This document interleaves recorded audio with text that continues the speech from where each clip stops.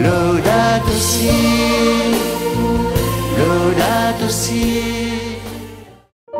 Bonjour, le mouvement chrétien des retraités vous propose aujourd'hui quelques réflexions à partir d'une fable de La Fontaine. Vous vous souvenez de cette fable? Une grenouille vit un bœuf qui lui sembla de belle taille.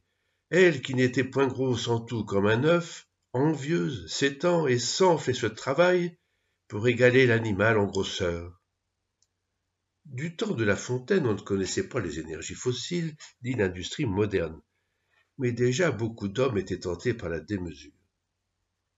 L'homme est un être vivant qui vit en symbiose avec l'univers dans lequel il est immergé. Si l'on a une âme de poète ou de naturaliste, on est émerveillé ou admiratif par la diversité et la complexité de l'univers et du monde vivant. Et l'on comprend que les interactions avec notre environnement naturel doivent être conduites avec mesure et prudence pour ne pas détruire ce bel ensemble. L'être humain est une machine biologique remarquable. Il se contente de 80 kg de carbone par an pour assurer sa nourriture. Le carbone est le composant de base de tous nos aliments, et notre organisme peut l'absorber sous des formes aussi diverses que la salade ou le camembert. Allez donc faire marcher votre voiture avec de la salade ou du camembert.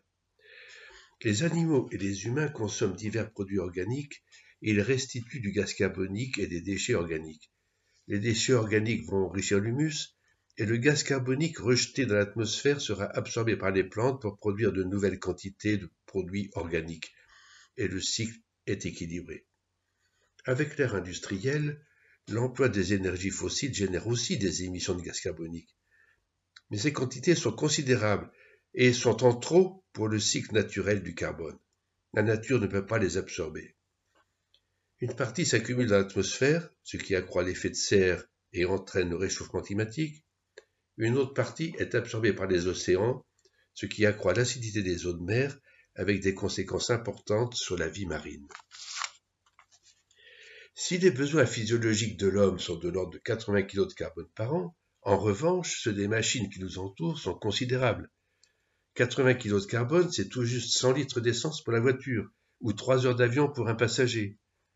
Avec l'emploi des énergies fossiles, les humains ont multiplié leurs besoins de carbone et leurs émissions de gaz carbonique par un coefficient moyen de plus de 20 et qui dépasse 100 pour une partie de nos concitoyens.